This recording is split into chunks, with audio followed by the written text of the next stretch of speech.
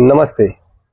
मागील 5-6 दिवसापूर्वी कांदा पिकावरती येणारा जिलेबी रोग म्हणजेच पिळ्या रोग यावरती आपण एक व्हिडिओ बनवला होता आणि त्या व्हिडिओमध्ये 2 फवारण्यांची आपण शिफारस केलेली होती।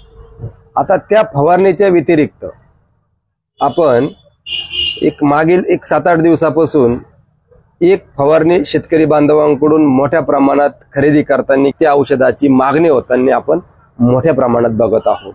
ह्या औषधांची शेतकरी बांधवांकडून विशेषतः नगरसूल असेल, भारमकोळम असेल, अंदरसूल असेल, उंदीरवाडी असेल, अनकुट, त्याच्यानंतर अंकई या भागातून खरेदी करण्यासाठी बऱ्याच मोठ्या प्रमाणात शेतकरी बांधव मौनगिरी कृषी दीपक हे आपल्या संस्थेमध्ये येताना आपल्याला दिसत आहे। तर आपण थोडक्यात या औषधाची आज या ठिकाणी ओळख करून घेणार आहोत।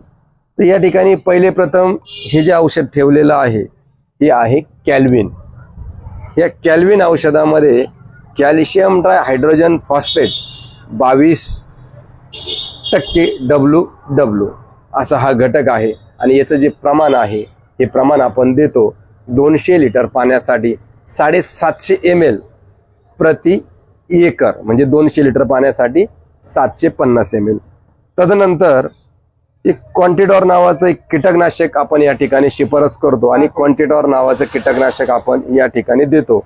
यामध्ये आहे इमेडोप्रोपिड 70WG, याचं प्रमाण आपण ही 75 ग्रॅमची डबी आहे, एकरी 75 ग्रॅम आपण प्रति एकरी त्यामध्ये देतो।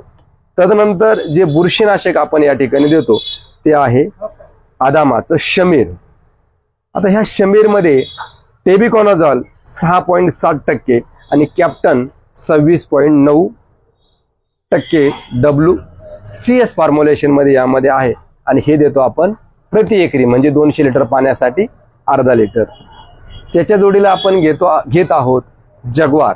तर शेतकरी मित्रांनो, हे जगवार घेताना इकोमॅक्स ह्या कंपनीचं जगवार मॅक्स नावाने आपल्याला आवर्जून बघून हा मॅक्स हा शब्द बघून आणि काळ्या रंगाचा हा जो बॉक्स आहे, ब्लॅक रंगाचा बॉक्स आहे, त्यावरती हे जे चित्र आहे या पद्धतीने तो बघून याचं 250 ग्रॅम प्रमाण हे प्रति एकरी, म्हणजे 200 लिटर पाण्यात एकत्र करून आपल्याला घ्यायचं आहे। जोडीला वापरतो आहोत आपण अँटीबायोटिक क्रोसिन।